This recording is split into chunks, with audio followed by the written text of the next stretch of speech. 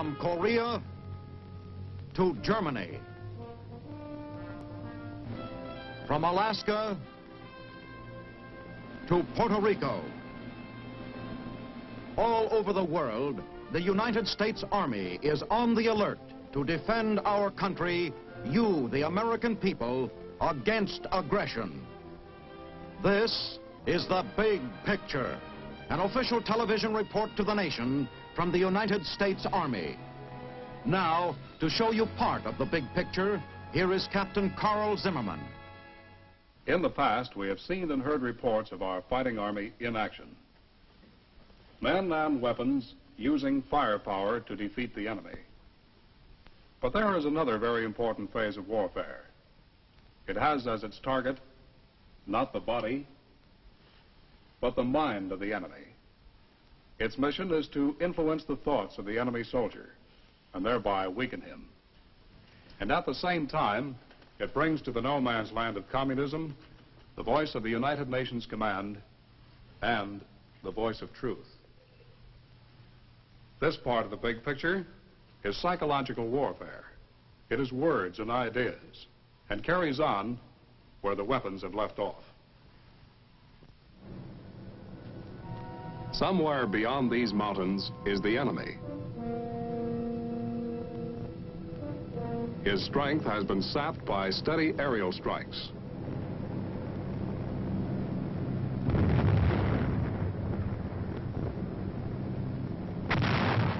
And heavy artillery barrages. But he is still a long way from being defeated. He still has his will to fight. How can we weaken that will? How can we defeat him? By physical force? Yes, that's the most effective way. But there's another force applied in combat that we generally don't think of as a weapon of war. That weapon is words. Yes, in a situation like this, words are weapons. Now that the enemy has had a strong dose of our military power, the impact of words may provide the final persuasion. Words that go something like this. 인민군 장병들아. Soldiers of North Korea, you are surrounded. Your comrades are dying. You will die next. There is just one hope. Leave your positions tonight. This is psychological warfare, or at least it's one phase. As a weapon of war, psychological warfare is no novelty. It is as old as war itself. But the use of this force as an integral part of combat has now taken on new forms. And it works in many different ways. The printed word and the spoken word. The Army's role in this kind of warfare is best described by Brigadier General Robert A. McClure, the Army's Chief of Psychological Warfare. Modern war has become a struggle for men's minds as well as for their bodies. Today we face an enemy who spends enormous sums of money and manpower all over the globe in an attempt to subvert the thinking of the people of the free world, to confuse, to divide, and ultimately to subjugate. This effort goes on day in and day out, and it crackles about the heads of a world audience of untold millions. It is an ideological war, and in its own way, it is more of a total global war than any we have ever known. The enemy carries out this determined campaign of propaganda, subversion, and infiltration not only during the Cold War, but also during the present hot war eruption in Korea. We, as well as the enemy, carry this ideological struggle right into the front lines in Korea. The North Korean government and the Chinese communists tell their own people that the United Nations Command carries out bacteriological warfare. They are told the United States is the aggressor in Korea. They are told that the communists are the champions of peace. A constant stream of distortion of facts, misinterpretation of events, and outright lies pours from the propaganda machinery of the worldwide communist conspiracy. It is important to note that the #1 target of this campaign of hate, vilification, and dissension is the United States. There is nothing that we do or say that is not immediately twisted, distorted, or misinterpreted to suit the ends of communist propaganda. Needless to say, we're not allowing the communists to foist this incredible fraud upon the world. It is up to us as a nation to checkmate this violent propaganda which is cleverly calculated to destroy us. Within the military, as in Korea today, this effort becomes an integral part of military operations. Regardless of what the communist propagandists tell their own people in North Korea and the North Korean and Chinese communist armies, we see to it that they know the truth. Significantly enough, a truth that they would never know if they did not get it through our own efforts. By news sheets, leaflets, radio, and loudspeakers, the true facts of communist aggression, duplicity, and totalitarian methods are kept before these people. Their leaders are uncomfortably aware of the fact that the truth does get out, and it is the truth that they fear. The bare, unvarnished truth does significant damage to the North Korean and Chinese communist armies. It causes dissension among their troops. It causes defection, desertion, and surrender. To us, psychological warfare is another support weapon in the arsenal of the military services. When it is properly used, in cooperation with the other elements of military power, it contributes to the more economical attainment of a military objective. In other words, it reduces the amount of manpower and material expenditure necessary to do a given job. On June 25, 1950, within 48 hours of the outbreak of fighting in Korea, the United Nations began waging its psychological battle in support of our military objectives. First operations paralleled the early techniques of World War II. A specially equipped C-47 prepares for a psychological warfare mission into enemy-held territory. The plane is aptly named, for it carries an interpreter who will broadcast to the Reds as the voice of the United Nations. A truck is backed up to the storage compartment of the C-47, and cartons containing surrender leaflets are loaded into the plane for eventual release over enemy territory.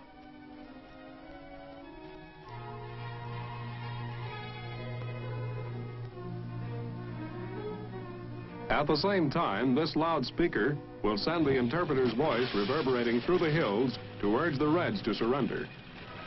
With all the leaflets aboard, the plane takes off. It is one of several planes being used in Korea for this purpose. As the plane nears the drop zone, the cartons of leaflets are unwrapped so that they'll be ready for dropping when the plane reaches its target. Proper and humane treatment for any of the Chinese or North Koreans who throw in their lot with the United Nations forces is promised in these safe conduct passes.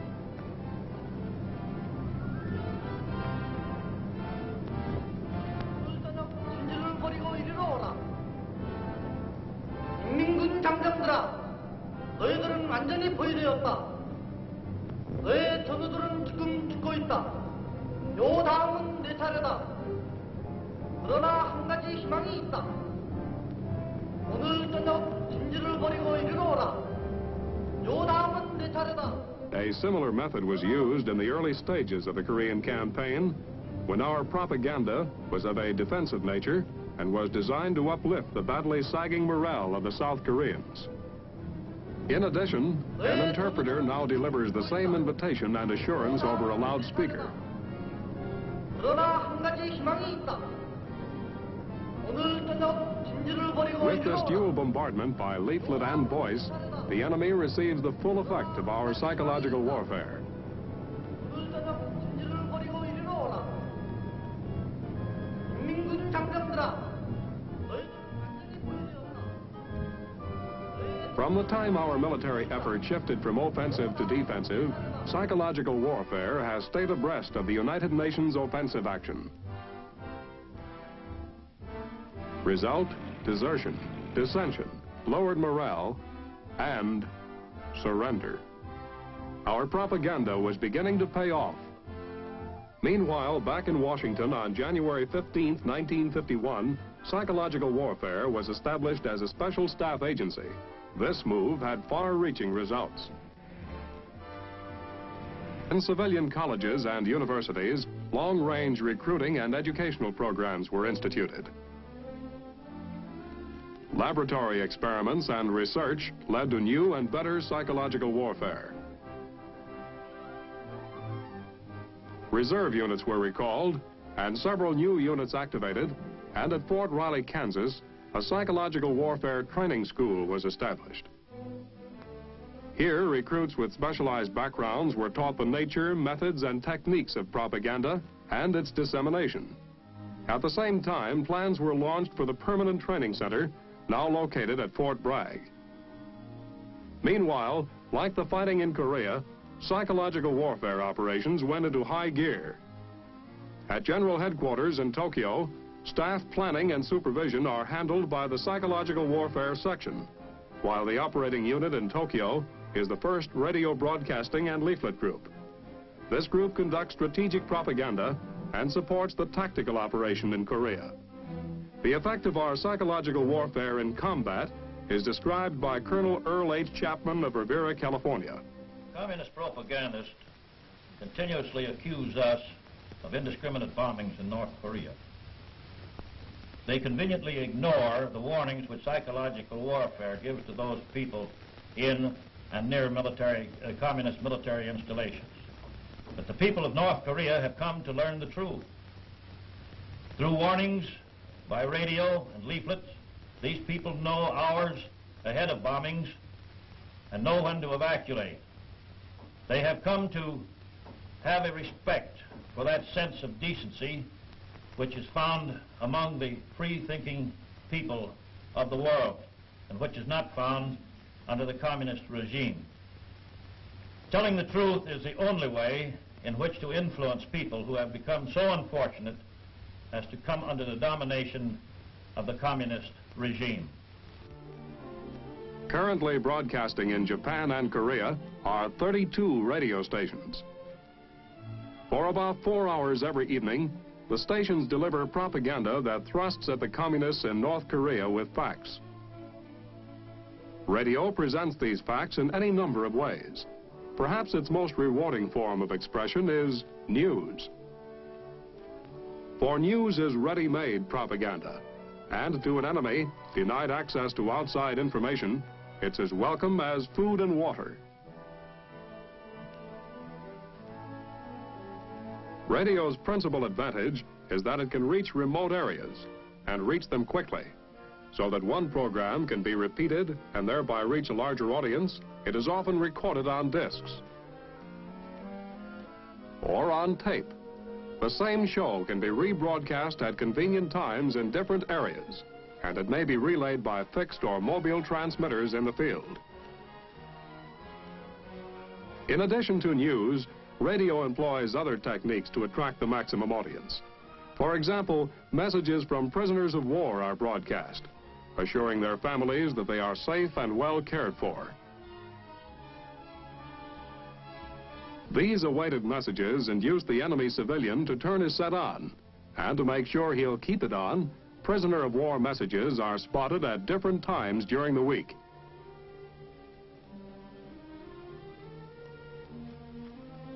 Often a radio program takes the form of a drama, such as we see now. Dramatization is close to the Oriental mind, for ever since his earliest schooling, the average Far Easterner has been taught by having things acted out for him. Carefully planned and rehearsed, these dramatic offerings play heavily upon the emotions. There is no strict evaluation of radio's achievement, but with a constant repetition of the free world's point of view, it is certain to have a cumulative effect upon the enemy nerve. This mobile radio broadcasting van in Seoul is one of many similar units set up across South Korea which help to carry the message of truth behind enemy lines. They perform in numerous ways as relay stations for larger networks, as a stopgap to fill a temporary void, or to lend direct support to the tactical operation.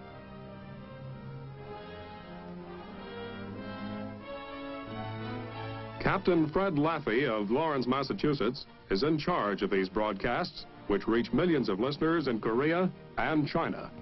Every day our commentaries, interviews, dramatic shows, special features, and most important of all, our news broadcast, beam to the people behind the Iron Curtain our most potent Psy-war weapon, truth. Even communist officers listen to these programs because they know that that's their only source of accurate, factual, unbiased information. At the Radio Broadcasting and Leaflet Group Central Printing Plant near Tokyo, are produced all strategic and many of the stock tactical leaflets.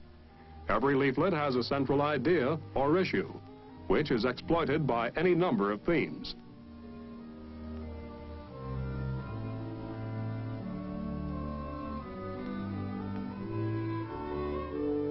Leaflets stress such points as the United Nations stand against aggression,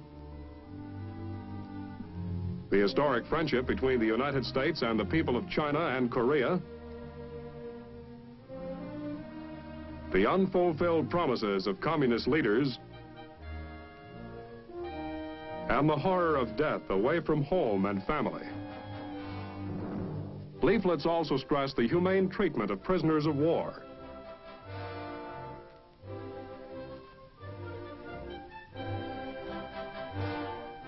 And finally, the methods of surrender.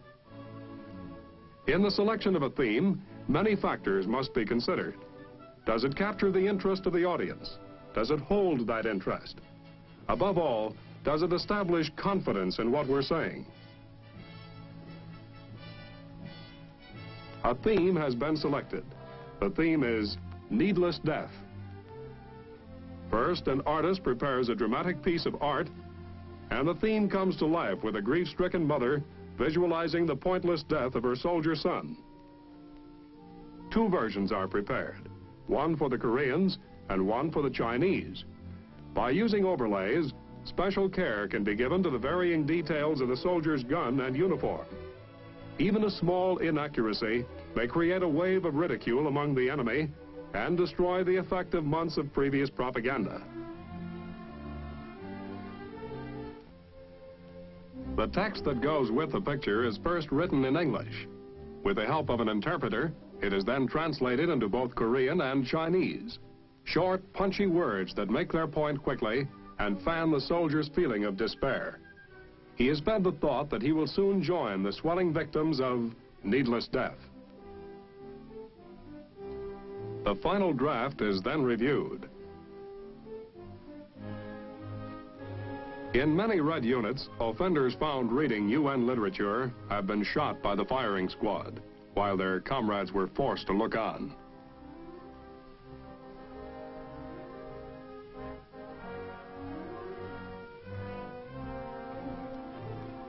Finally, the leaflet is approved for production.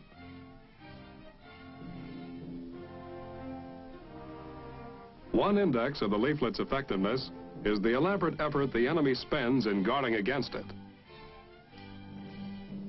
As a weapon of psychological warfare, the leaflet is invaluable.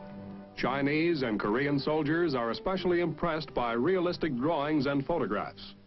Moreover, the leaflet is far more permanent than the spoken word, for it can be read and reread.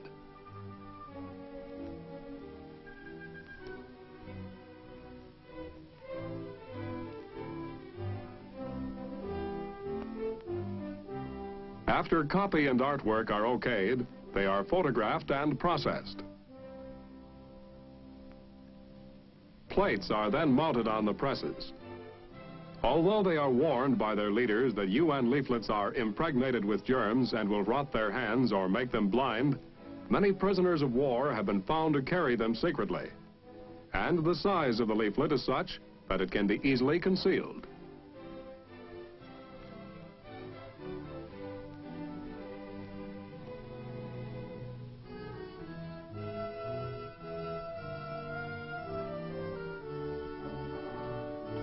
Leaflets are then packed in rolls so that the maximum number can be carried in one load. They are then placed into bombs. Normally, each bomb accommodates about 22,500 leaflets of lightweight paper. Bombs are systematically loaded into trucks and transported to the airfield. This B-29 is about to range deep into enemy territory. It is a fighting craft equipped to take care of itself against enemy attack.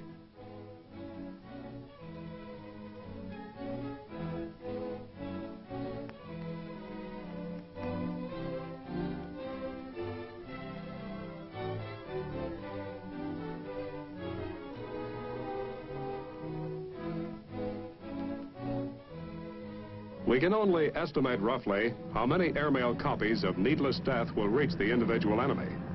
Nevertheless, overall, we do know that leaflets will scatter the seeds of dissension, unrest, and possibly surrender. In Korea, tactical propaganda is handled by the Psychological Warfare Section of 8th Army. A large share of intelligence is gained by interrogating prisoners of war, done by G2 teams. Special psychological warfare interrogation teams conduct closer examinations of the prisoners and poll them. Often they speak freely and offer important facts about the conditions they left behind them in their own front lines. This information, when evaluated and interpreted, indicates how effective our past propaganda effort has been. It also supplies the basis for further speaker broadcast and leaflet themes.